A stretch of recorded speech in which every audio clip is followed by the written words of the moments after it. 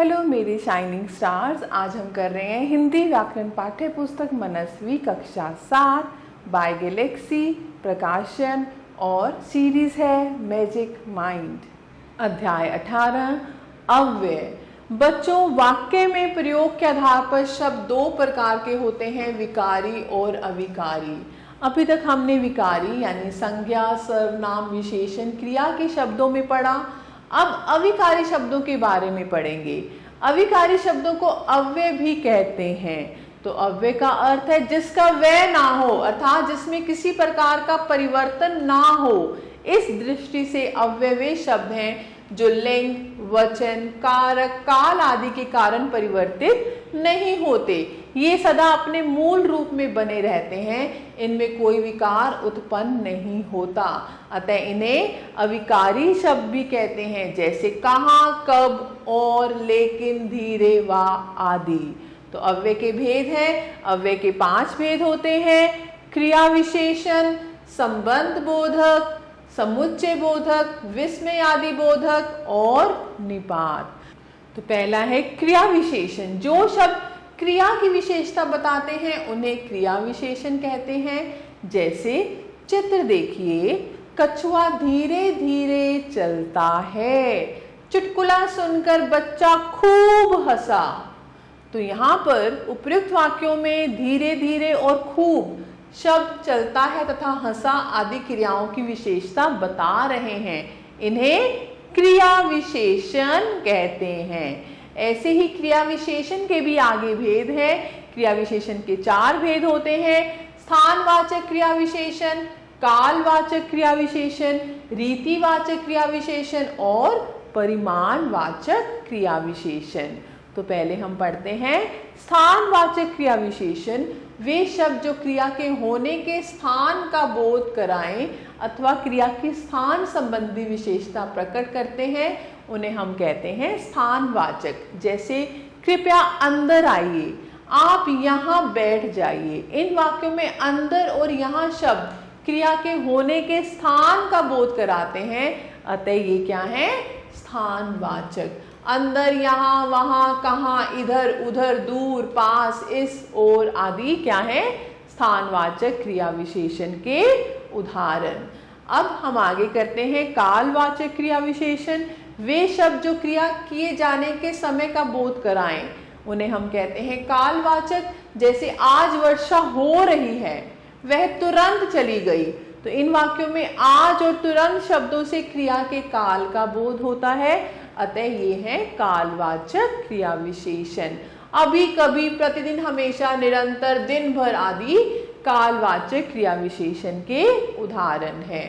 रीतिवाचक क्रिया विशेषण। वे शब्द जो क्रिया के होने या करने के ढंग अथवा रीति का बोध कराते हैं, उन्हें हम कहते हैं रीतिवाचक। विनय जल्दी जल्दी बोल रहा था, घोड़ा तेज दौड़ रहा था। इन वाक्यों में जल्दी जल्दी और तेज शब्दों से क्रिया के होने का ढंग का बोध होता है, अतः ये रीतिवाचक क्रिया विशेषण है। जैसे कैसे, ऐसे, वैसे, ज्यों, त्यों, ठीक, गलत, धीरे धीरे आदि रीतिवाचक क्रिया विशेषण के उदाहरण हैं। आगे हम करते हैं परिमाणवाचक क्रिया विशेषण। वे शब्द जो क्रिया के परिमाण या मात्रा को व्यक्त करते हैं, उन्हें हम कहते हैं परिमाणवाचक क्रिया विशेषण। जैसे अधिक खाना हानिकारक है, गीता कम बोलती है, तुम बहुत शोर मचाते हो, थोड़ा थोड़ा कार्य कीजिए। इन वाक्यों में अधिक, कम, बहुत तथा थोड़ा थोड़ा शब्द क्रिया के परिमाण का बोध कराते हैं, अतः ये क्या है? परिमाणवाचक क्रिया विशेषण। जरा, कुछ, कितना, पर्याप्त, बिल्कुल आदि परिमाणवाचक क्रिया विशेषण के उदाहरण हैं। अब हमारे पास एक नोट है। कुछ शब्दों का प्रयोग विशेषण तथा क्रिया विशेषण दोनों की भांति किया जाता है।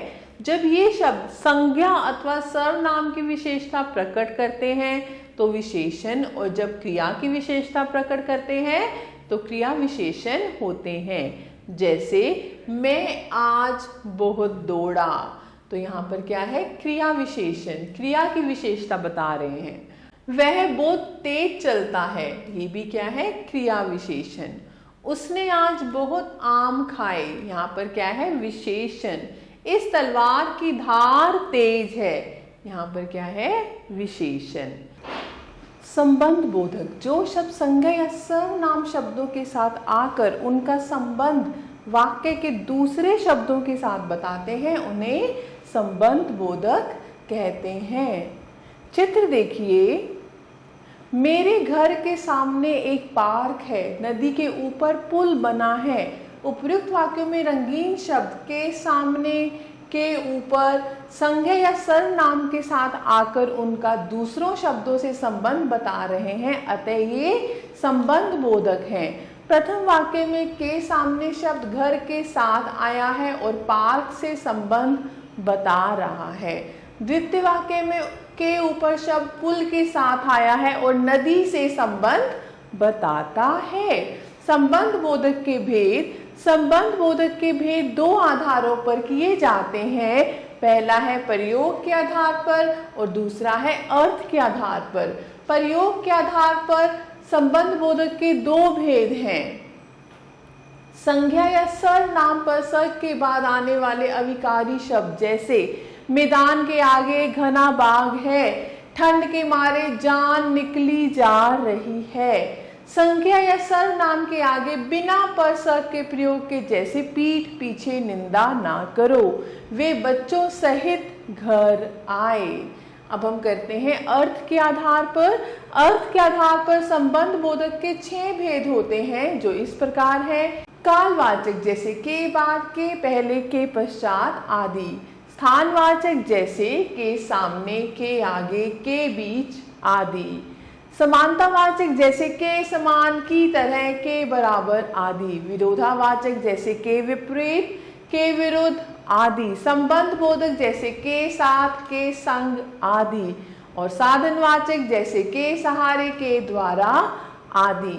संबंध वाचक और क्रिया विशेषण में अंतर। इन दोनों में क्या अंतर है? कुछ स्थानवाचक और कालवाचक अव्यय संबंध बोधक भी है और क्रिया विशेषण भी।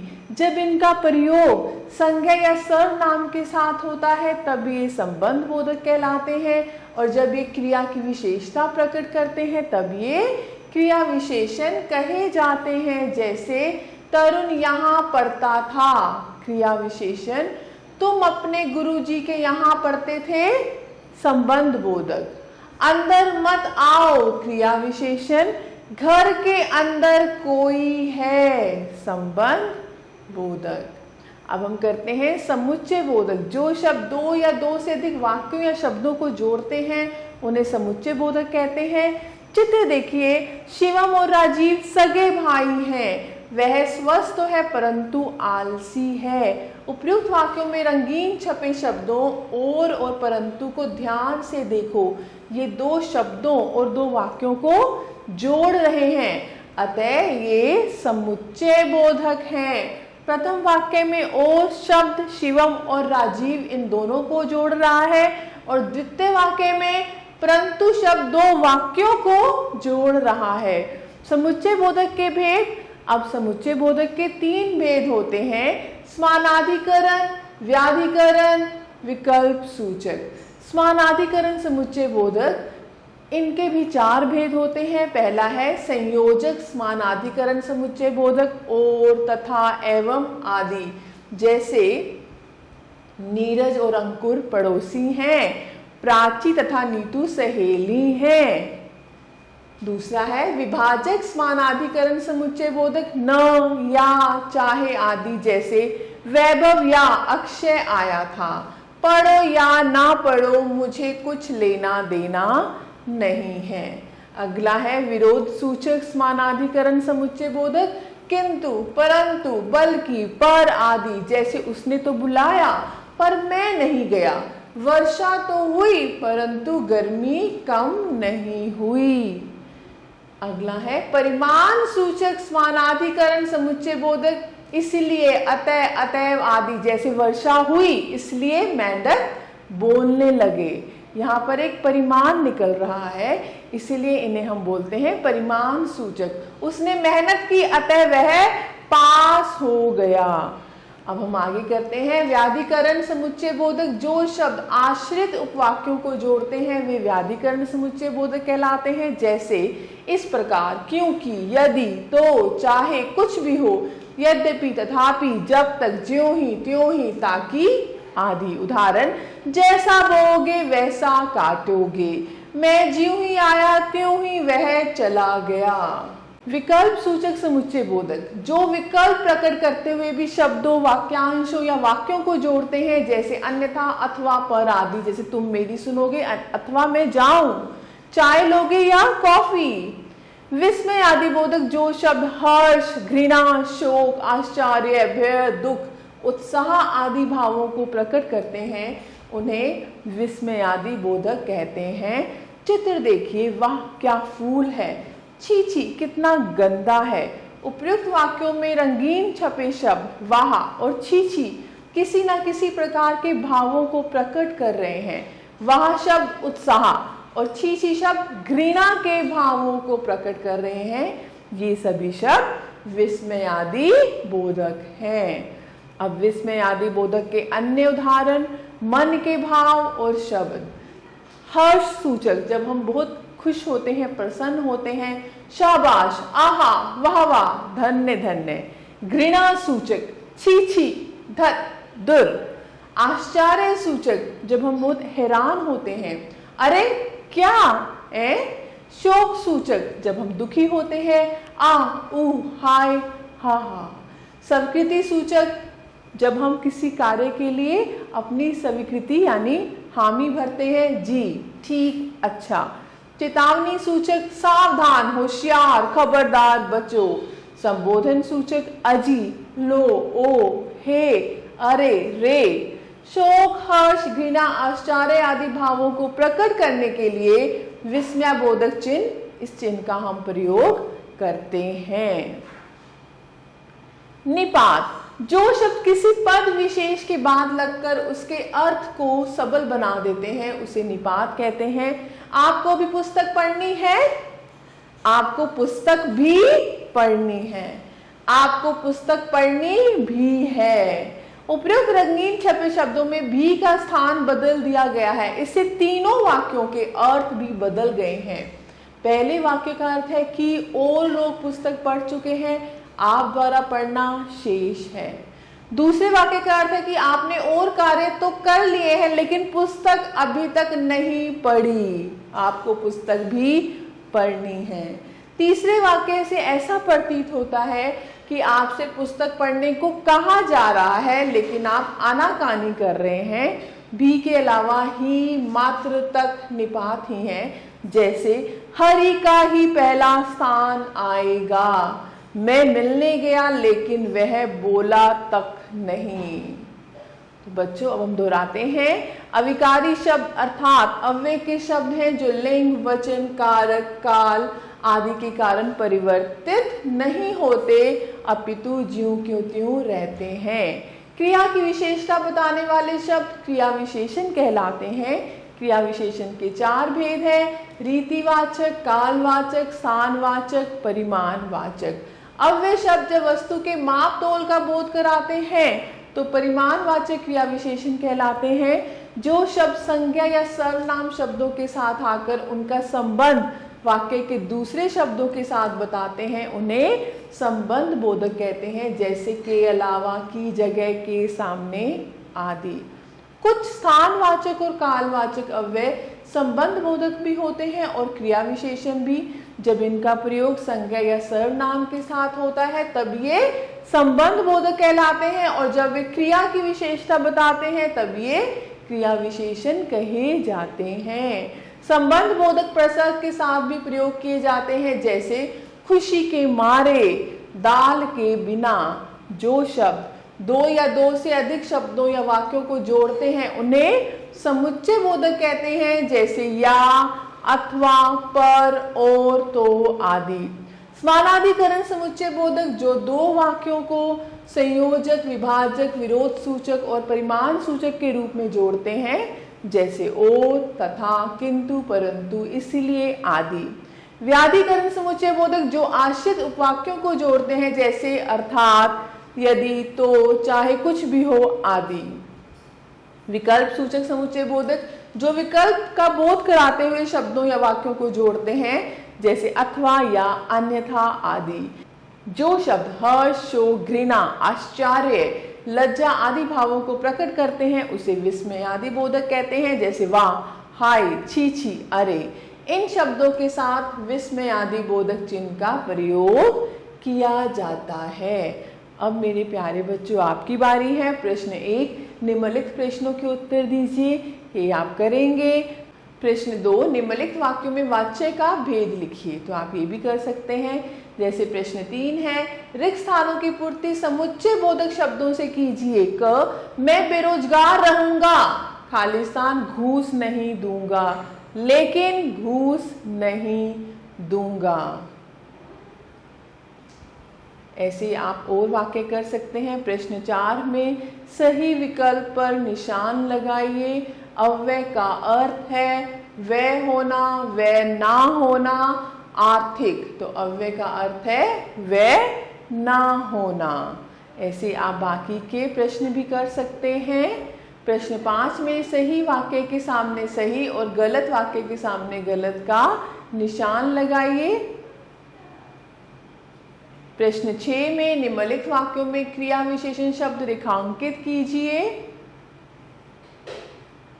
प्रश्न 7 में निम्नलिखित वाक्यों में संबंध बोधक शब्द छांट कर लिखिए। जैसे छत के ऊपर बच्चे हैं, तो आपका संबंध बोधक क्या होगा? के ऊपर। शिक्षा के बिना जीवन व्यर्थ है, के बिना। दीवार के साथ सीढ़ी खड़ी है, के साथ। ऐसे ही प्रश्न 8 है, निम्नलिखित समुच्चय बोधक शब्दों का वाक्यों में प्रयोग कीजिए। अन्यथा परिश्रम करो, अन्यथा परीक्षा में फेल हो जाओगे। परंतु मैं स्कूल गया, परंतु रास्ते में बारिश हो गई। ऐसे ही आप प्रश्न 9 है, निम्नलिखित विस्मय आदि बोधक शब्दों का प्रयोग कीजिए, वाक्यों में वाक्य बनाइए। और प्रश्न 10 है, निम्नलिखित वाक्यों में से क्रिया विशेषण छांटकर उनके भेदों के नाम भी लिखिए। प्रश्न 11 में निम्नलिखित वाक्यों में विस्मय आदि बोधक शब्दों को छांटे और उनके भाव भी लिखिए। क, हाय मैं तो लुट गया, यहाँ पर क्या है? दुख वाला भाव है। तो हाय विस्मय आदि बोधक शब्द कौन सा है इसमें? हाय। और भाव क्या है? शोक, शोक सूचक।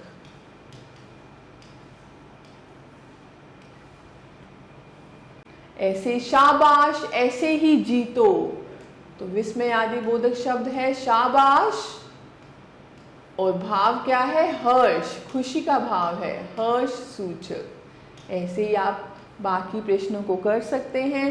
प्रश्न 12 है, निम्नलिखित अलग अलग वाक्यों को उचित समुच्चय बोधक शब्दों से जोड़िए।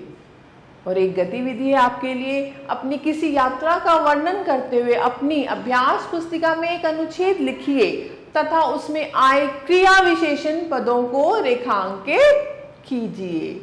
कक्षा के विद्यार्थियों को 4 वर्गों में बांटकर उन्हें संयोजक, विभाजक, विकल्प बोधक, परिमाण बोधक नाम दें। ये सभी अपने नाम के अनुरूप वाक्य बोलें। तो मैं आशा करती हूँ आपको ये अध्याय अच्छे से समझ आए होंगे। तो मेरा तहे दिल से आप सभी बच्चों का धन्यवाद और आप स्वस्थ रहिए, खुश रहिए।